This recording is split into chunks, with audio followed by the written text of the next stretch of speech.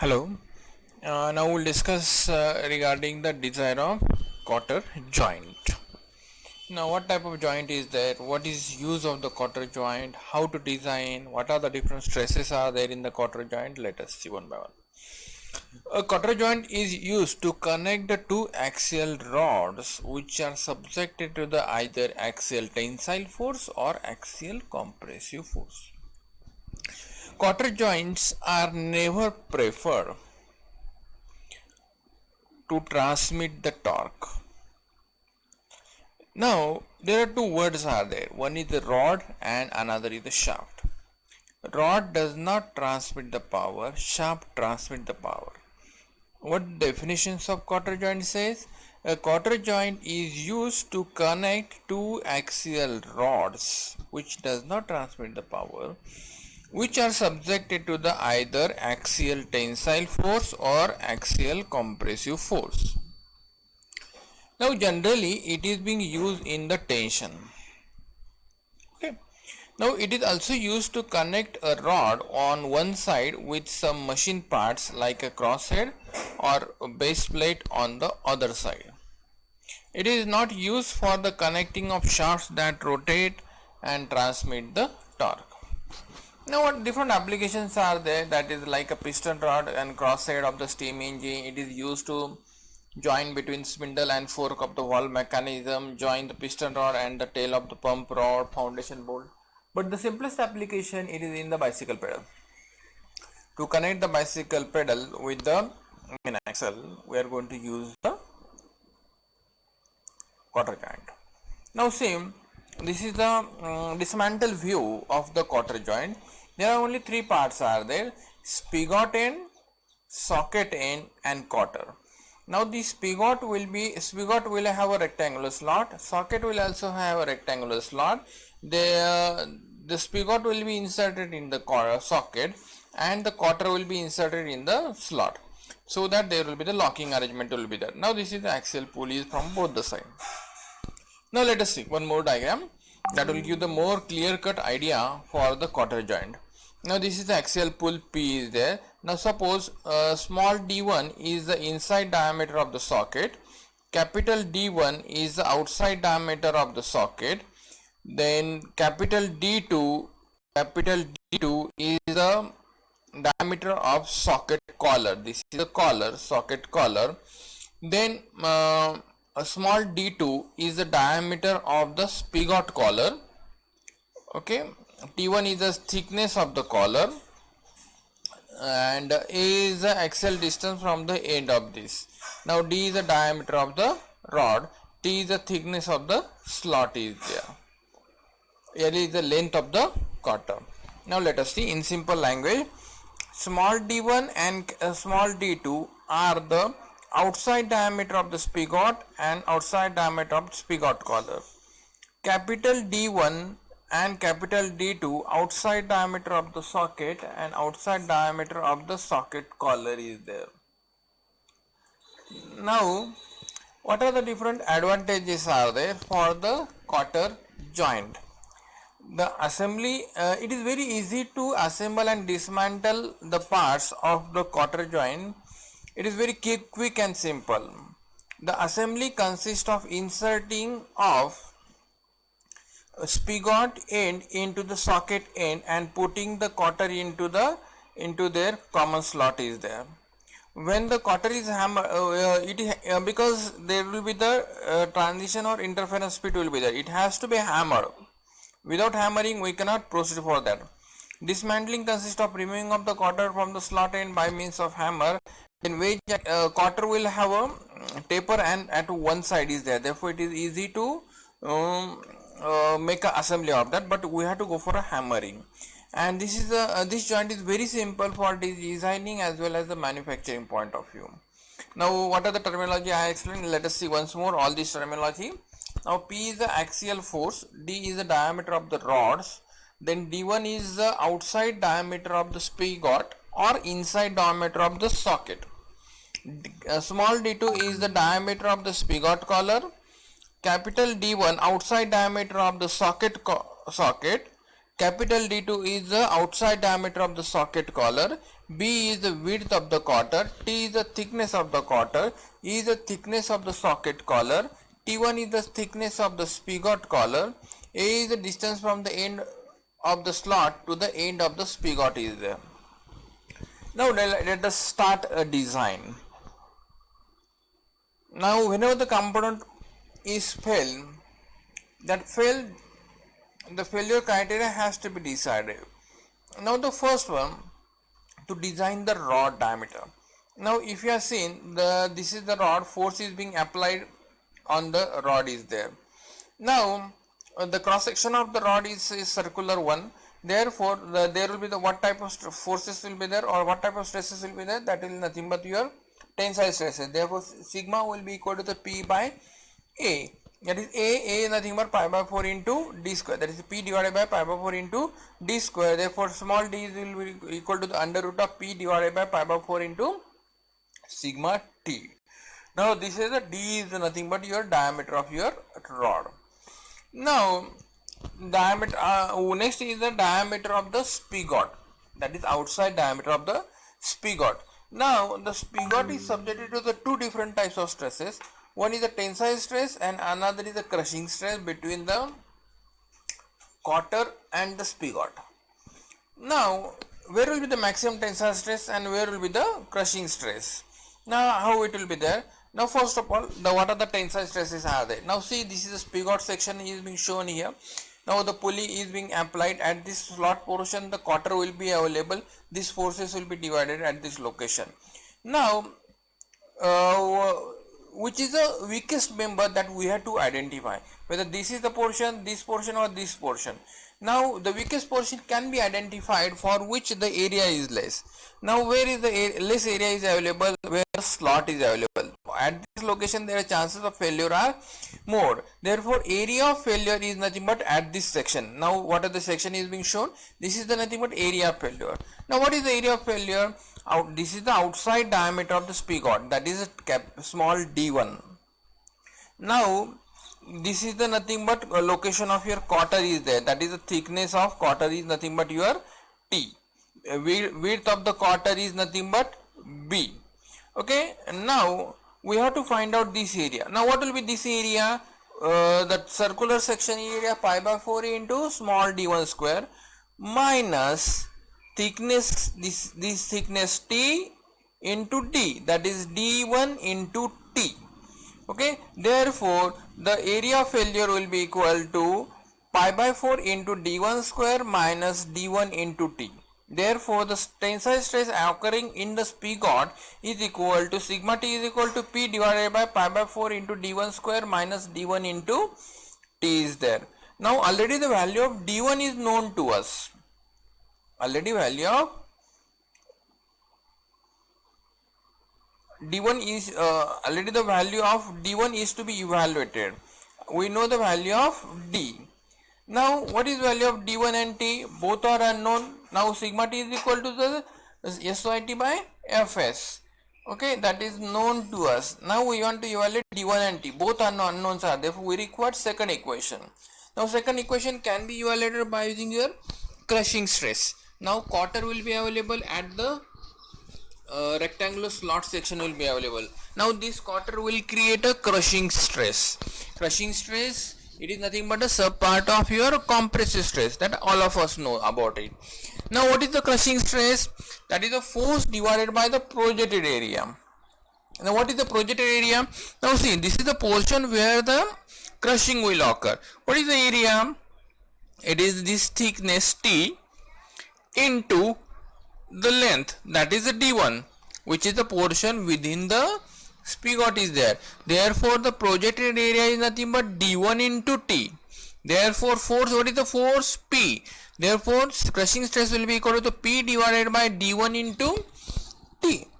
Now everywhere sigma C and P is known. In previous equation sigma T and P is known. What is unknown? d1 and T. Here is also d1 and T.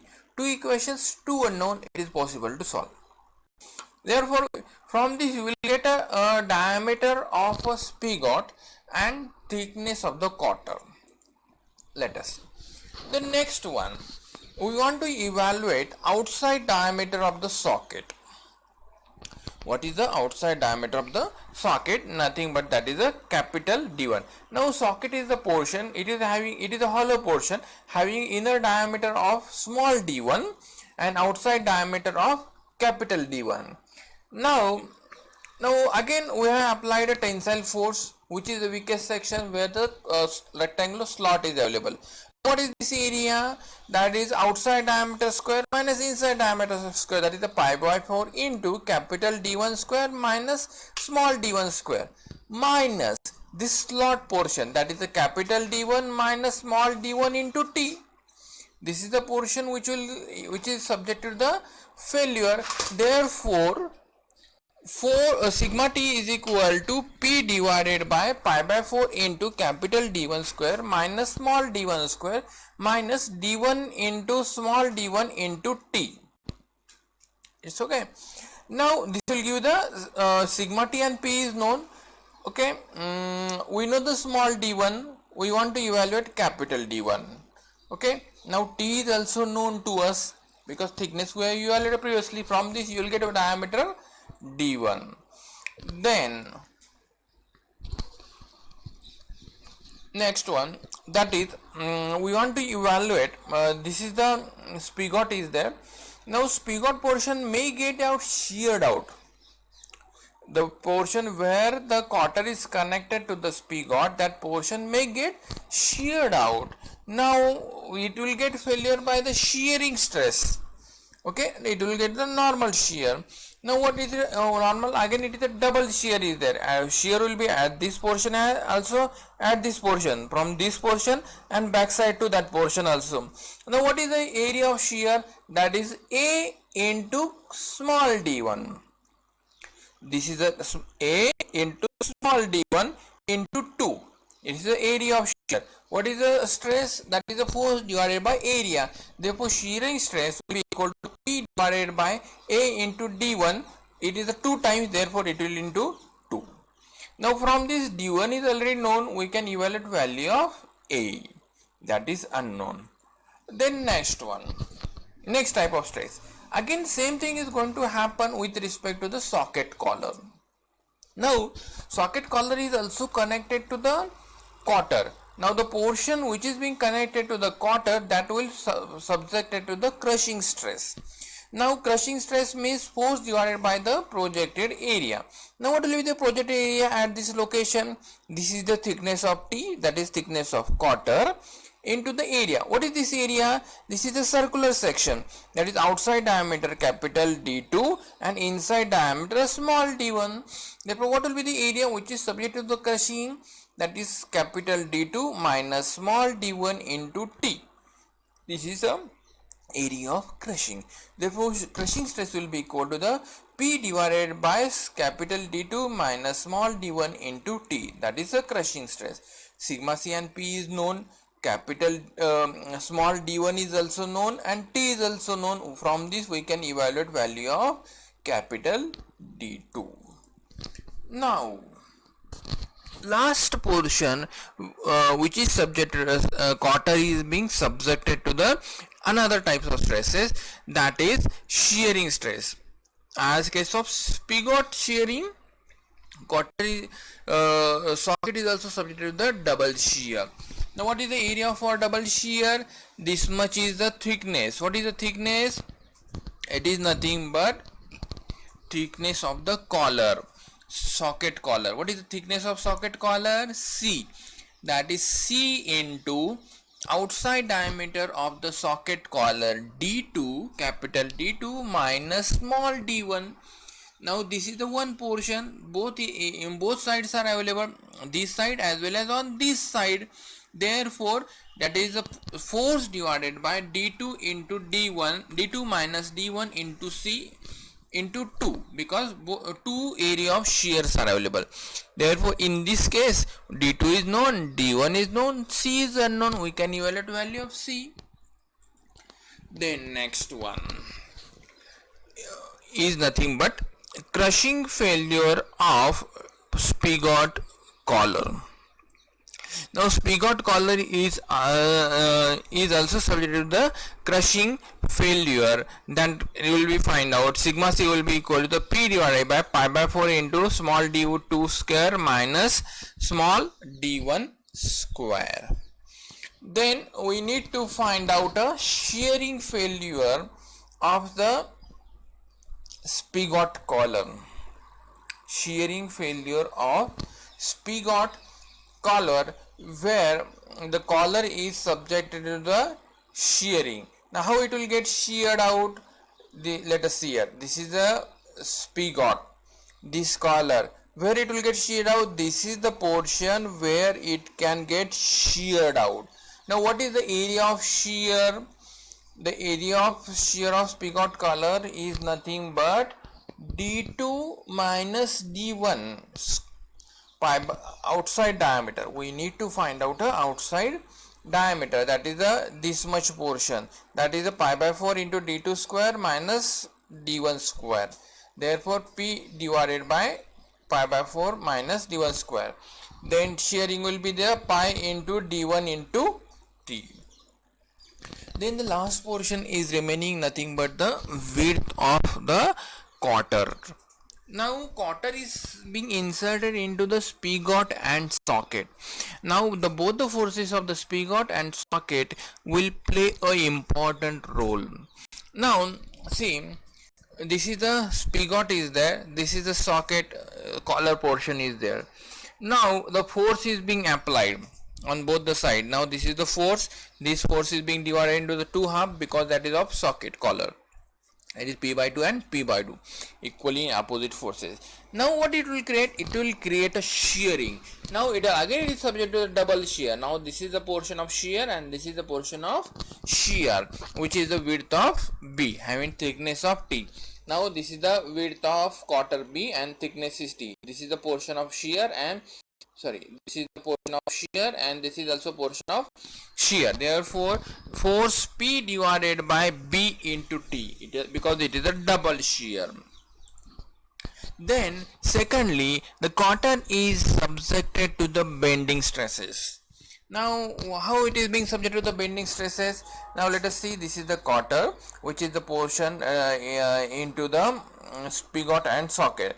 This is the portion of the cotter which is available in the spigot, and this is the portion which is available in the socket collar.